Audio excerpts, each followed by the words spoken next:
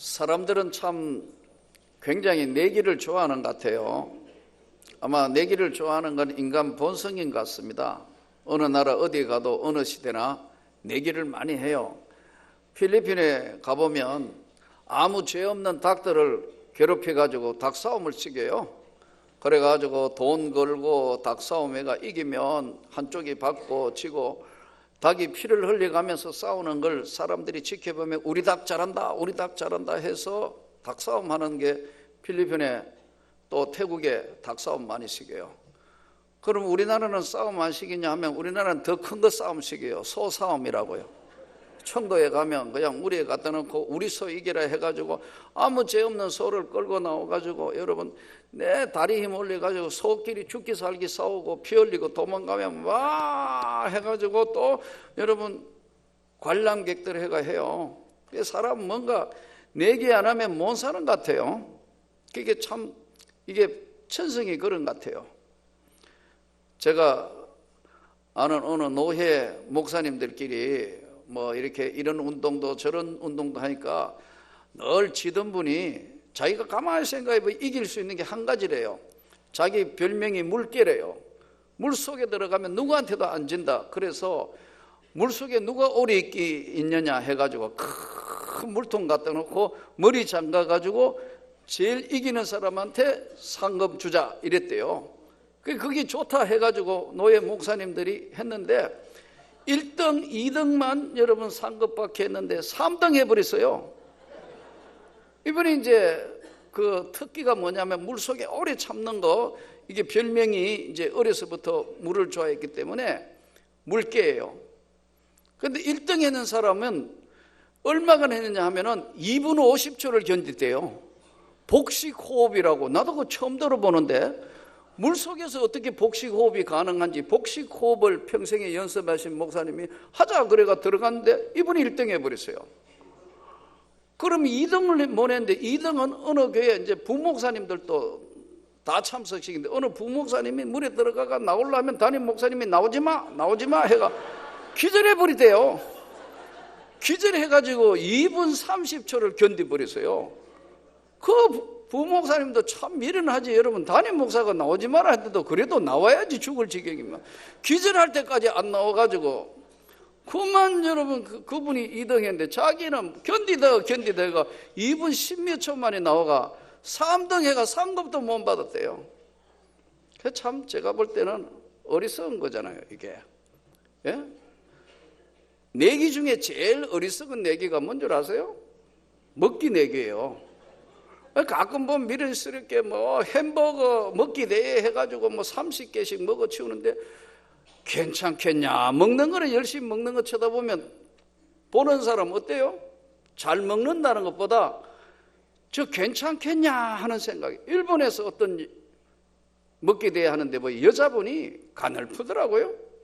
뭐 체중도 뭐 한 50 몇 킬로도 채 안 나오는 체격도 작은 사람이 먹기 대회 여자분이 1등 했어요. 세상에 뭐 짜장면 먹기 대회 무슨 먹기 대회 이거 미련한 거 아니에요? 그래도 그걸 계속 해마다 하고 그거 이기면 하는데 그것도 연습하더라고요.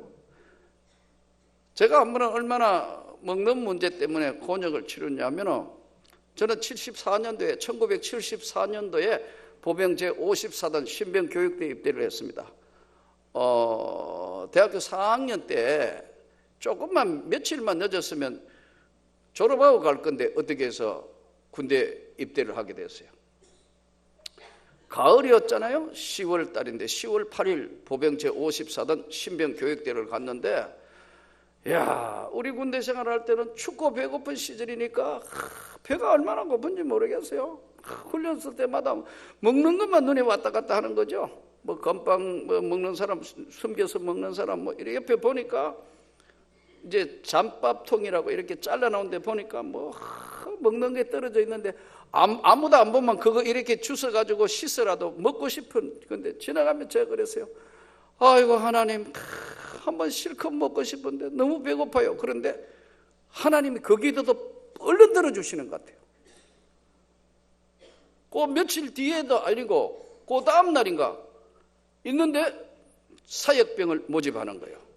54단 들판에 벼베기 사역자 막 줄 서가지고 연병장에 집합하길래 무슨 일인가 해서 막 이제 여러분 신병교육대 여자분은 안 가보기 때문에 잘 모르잖아요. 뭐 결의에 넘넘한 아들로 태어나 아들로 태어난 게 죄지. 정말 뭐 결의에 넘넘한 아들로 태어나 뭐 조국을 위하여 막 찬송이 아니고 군가지. 군가하면서 줄 쫙 섰는데 1열, 2열 앉아 일어서 하더니 오늘 바깥에 벼베기 사역 이래 된 거예요. 갔어요. 그러니까 이제 쭉 이제 4명이 한조가 돼가지고 벼베기 하는데 농사를 안 지어본 제 입장에서는 이게 벼베기를 잘 못하잖아요. 그러니까 이제 낯들고 이러니까 아마 그 농부 아저씨가 저를 볼 때는 얼마나 웃기겠어요. 그러나 신병교육대 이등병 하고 하니까 불쌍하니까 어쨌든 뭐 계속 일을 거두니까 이제 종료가 됐어요. 점심시간이에요.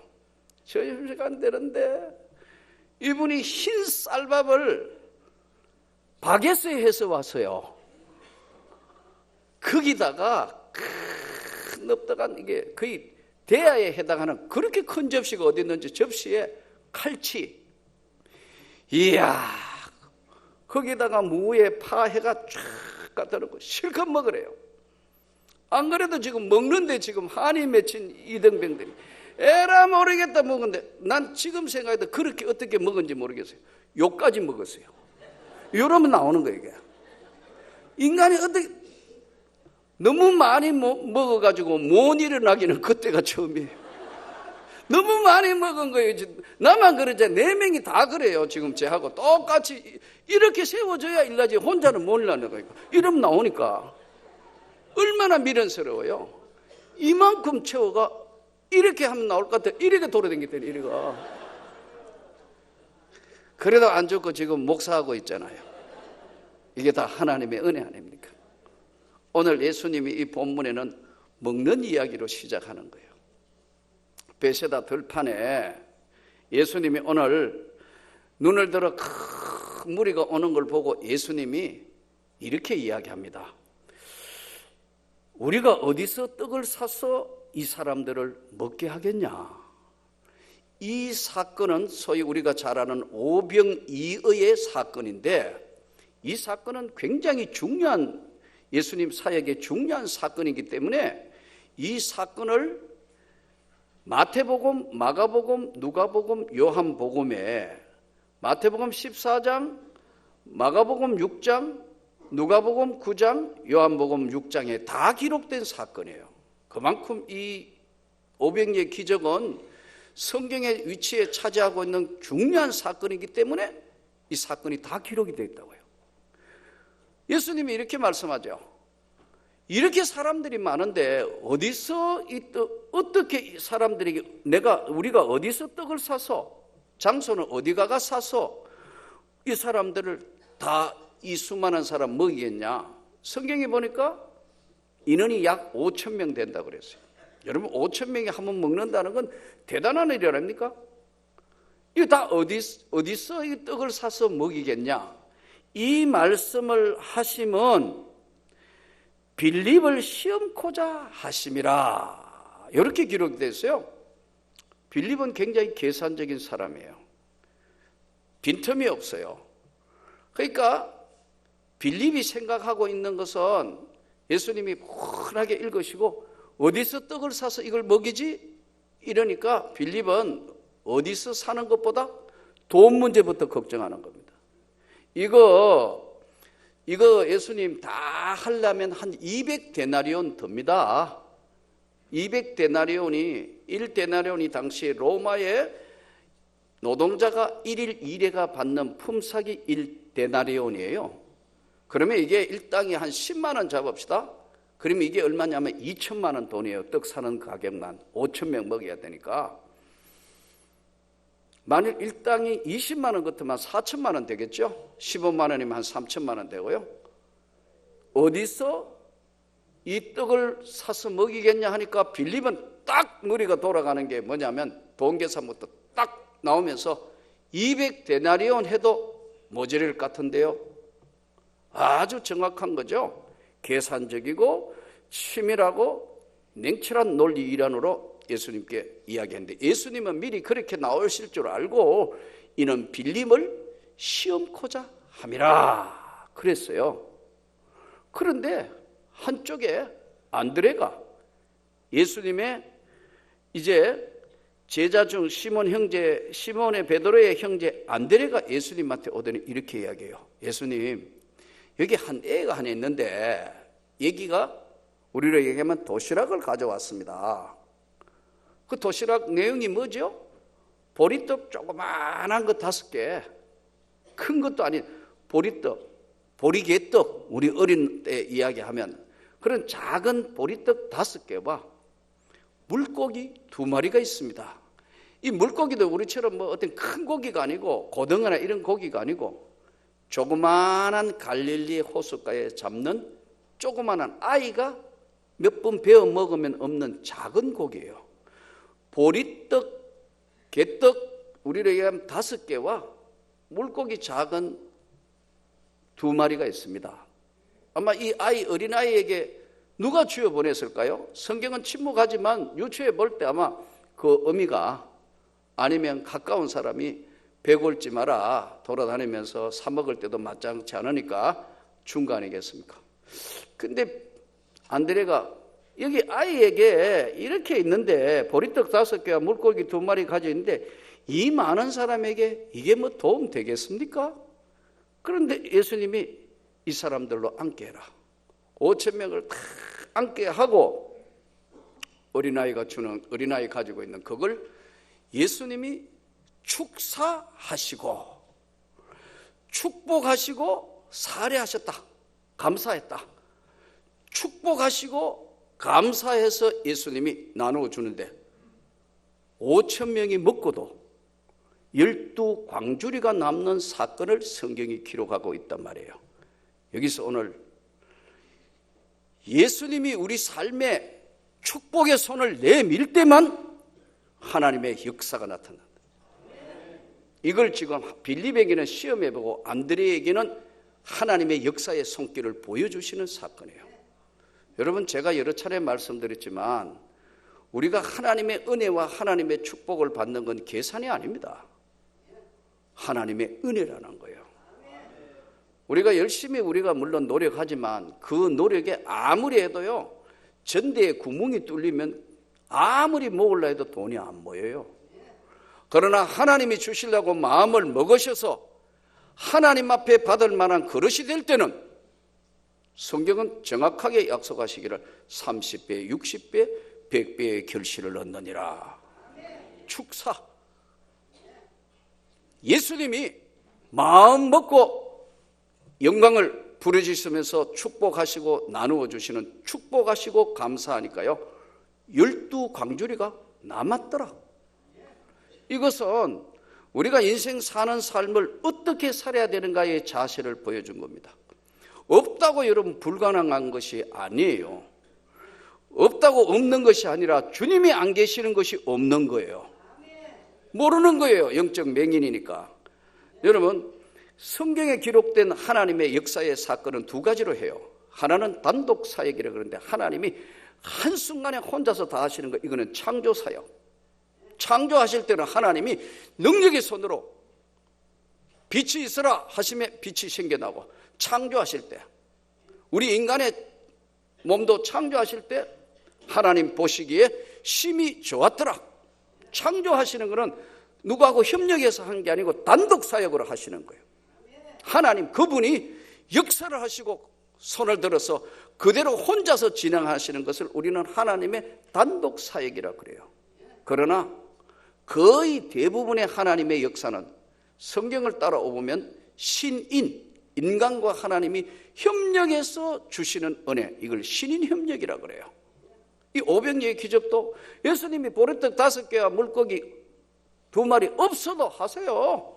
창조하실 수 있지만 그 어린아이가 하나님 앞에 내어놓은 거, 안드레가 이거 얼마 되겠습니까? 아이가 가져왔는데 예수님 거기에 축복하십니다.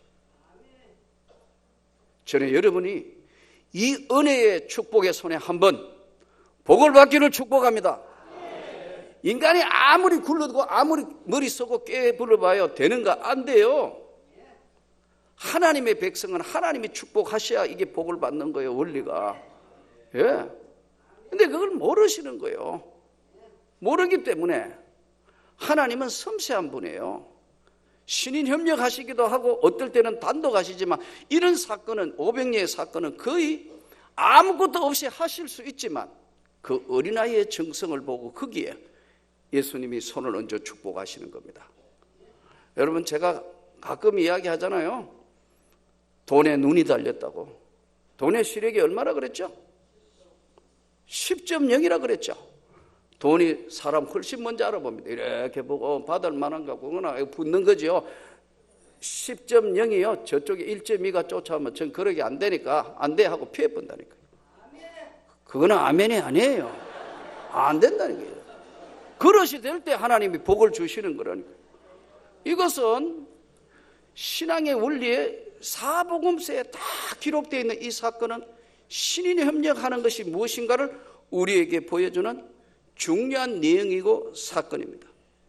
저는 여러분들이 이 말씀에 한번 놀라운 축복에 여러분의 장이 열리기를 원합니다. 원리가 딱 한 가지예요.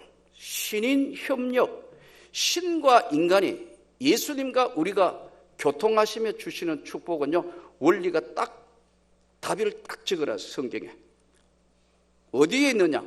잠언서 22장 4절. 겸손과 여호와 경외함의 보상은 재물과 영광과 생명이니라. 답을 정확하게, 첫째가 뭐냐? 겸손해야 된다는 거예요. 하나님 보시기에 겸손할 때 주시는 거예요. 교만하면 주신 것도 도로 거두시는 거예요. 다 해서 가져와. 도로 가져가신다. 그러니까 여러분 끝까지 주님 앞에 우리 모두 겸손하기를 축복합니다. 겸손과. 그래서 칼빈은 덕목을 크리스찬의 덕목이 뭐냐? 이렇게 했을 때 첫째도 겸손, 둘째도 겸손, 셋째는요 하니까 셋째도 겸손입니다. 이렇게 되더라고요. 끝까지 겸손과 여호와를 경외한다. 경외가 뭐죠? 공경하고 두려워하는 겁니다. 하나님을 공경하고 이거 아닙니다 하면은 잘못했습니다. 예수님. 즉시 공경하고 두려워하는 것. 겸손과 여호와 경외함에 따라오는 보상. 우리 보상금 있죠? 토지가 보상됐다, 뭘 보상받았다. 겸손과 여호와 경외함의 보상은 하나님이 재물을 주신다는 거예요. 하나님이 주시는 재물이라는 거예요. 재물과 하나님이 높여주시는 영광과 영원한 생명, 영생, 생명이니라. 저는 이 기절을 이번 주 내내 외우며 암송을 했어요. 늘 아는 것이지만 우리 전부 오늘은 이 500리의 기적의 사건은 예수님이 단독으로 하실 수 있지만 어린아이 하나한테 다 가져오는 거, 빌립은 시험해보고 안드레가 아이급 바다가 얼마 되겠습니까? 이럴 때 축사하시고 원하는 대로 나눠주신다.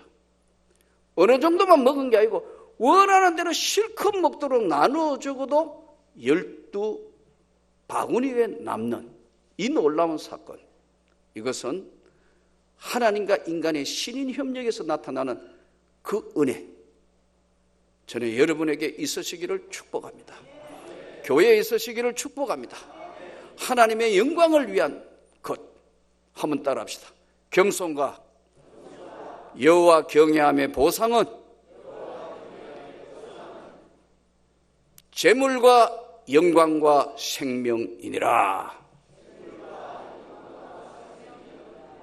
그렇게 되기를 축복합니다. 제가 한 주간 그 경상도 문경지역에 가서 연합집회 강사로 갔는데 참 그 강사 갔더니 시골이라 좀 좋은 호텔까지 나가려면 목사님 한 30분 나가야 된다니, 아이고 싫다고, 가까이 아무데나 잘 먹고 잘 자니까 아무 관계 없다고, 왔다 갔다 하기 너무 힘드니까. 그래서 거기 있는 장로님 가정에 그게 이제 숙소를 정했는데, 이게 황토방이에요. 황토방 따로 이분이 평생에 이제 하겠다고 좋은 황토방을 쳤는데, 이제 목사님 강사로 거기 서라 해서 3일을 거기를 있었어요. 근데 이제 그 장로님하고 목사님이 이야기를 하세요. 이 장로님이 아마 젊은 날 사우디 가고 이렇게 해가 젊은 날 돈을 좀 벌었는데 뭘 투자를 잘못해가 왕창 다 날리고 빈손, 완전히 빈손 들고 시골에 내려온 거예요. 딱 한 가지만, 권사님, 부인되는 권사님 이야기 말씀대로 딱 한 가지만 가져왔대요. 믿음 하나, 신앙 하나, 그거 들고 교회 곁으로 내려온 거예요. 그러면서 열심히 일하면서 아침에 논으로 밭으로 일하러 품삯 얻으러 나가면서 하나님 앞에 와가 기도하고 신고하고 가고, 퇴근하면 그렇게 늦은 시간이 또 아무리 늦어도 교회 와가 주님 잘 하루 마쳤습니다 그러면서 이제 계속해서 신앙생활하며 하나님이 축복을 하셨는데, 시골집 치고는 진짜 잘 지었어요. 땅도 600몇 평이요. 세상에, 야, 이거 대단하다. 또 길가예요. 예. 그 어떻게 해서 이 집을 짓게 됐고, 이렇게 지금은 그 지역에 장로님이 제일 부자에 해당한대요. 농장도 있고요, 땅도 수천 평이 있고, 논도 있고, 집도 있고. 이렇게 집을 어떻게 잘 지으셨느냐 했더니, 교회가, 예? 교회를 지어야 되는데 고기가 600몇 평 코트가 제일 좋더래요. 그래서 이게 알아보니까 서울에 있는 어떤 분이 땅이었대요. 파시라고 계속 이야기해도 안 된다. 지금부터 수년 전에 이게 땅값이 얼마 하냐니까 평당 7만 원. 그랬더니 평당 10만 원 해도 안 한다고 그런대요. 그래서 막 하다가 2배 준다 해도 안 한다니까, 할 수 없이 어떻게 했냐니까 교회를 동네 구석 한쪽에 할 수 없이 세웠어요. 지었어요. 그러고 수년이 흘렀는데 계속 했는데 그 서울에 부자 하시는 분이 갑자기 전화가 왔더래요. 예? 땅 빨리 사라고. 교회 지었는데 살 필요 없는데? 그랬더니요, 지금 당장 사라고. 살 필요 없는데, 아니 지금 사라고. 4만 원에 준대요. 수년이 흘러가지고, 왜냐하면 그 나중에 알고 보니까 이분이 주식에 투자해가 했는데 다 꽝되고 날아가 버렸대요. 그 이분이 이제 있는 거 전부 다 이 사람 재산을 전부 추적해가 지금 다 경매 붙으려고 다 오니까, 경매되기 전에 빨리 팔기 위해서 빨리 사가라고. 그래가지고 아무 생각 없이 여러분 10만 원도 안 판다는 거 수년 전인데 그냥 할 수 없이 4만 원에 산 거예요. 사니까 교회는 이미 다 지었으니까 아이고 뭐 할 게 없어가지고 거기다가 집을 지은 거예요. 잘 지었더라고요. 근데 짓고 난 데는 지금 땅값이 평당 얼마 할 것 같아요? 50만 원 이상 넘어가요. 시골 땅이. 그럼 얼마 번 거예요? 계산이 안 되죠? 그 앞에 그 땅 사람 그것도 또 수배로 올랐어요. 그 뒤에 또 수배로 올랐어요. 하나님 하시는 게 이런 거란 말이에요. 근데 이분들이 참 부부가, 장로님, 검사님이 얼마나 겸손한가. 겸손과 여호와 경외함의 보상은 재물과 영광과 생명, 말씀 그대로를 가르쳐 주는 겁니다. 강사인 저에게 참 내가 너무 바짝기 민망할 정도로 잘 하시고 마지막에 떠나올 때 쫙 엎드리더라고. 축복 기도해 주시라고. 내가 그 모습을 보면서 내가 생각해도 참 훌륭한 사람들이다. 주님의 교회를 위하여 죽도록 헌신할 뿐만 아니라 자기를 나타내지 않고 겸손한 거. 목사님이 그러더라고. 진짜 좋은 장로님이라. 진짜 훌륭하다고. 축복 기도를 하고 돌아왔어요. 여러분, 오늘 또 이 오병이의 기적은 언제나 신인 협력한다는 걸 잘 아셔서 저는 여러분의 삶에 하나님의 손길이 나타나기를 축복합니다. 하나님이 하시는 것은 인간이 하시는 것과는 다른 거예요. 그러므로 오늘 이 오병이의 기적이 사복음서에 다 기록된 것은 빌립을 시험에는 보고 안드레가 가장 작은 것 위에 신과 인간이 협력하는 이 오병이의 기적, 없다고 없는 것이 아니고 없다고 불가능한 것이 아니고 가장 작은 것일지라도 하나님이 하시면 무엇이든지 하실 수 있다는 걸 보여준 이 사건을 통해서 저와 여러분의 생애에 계속되는 이 역사가 그대로 성경대로 나타나기를 진심으로 축복합니다.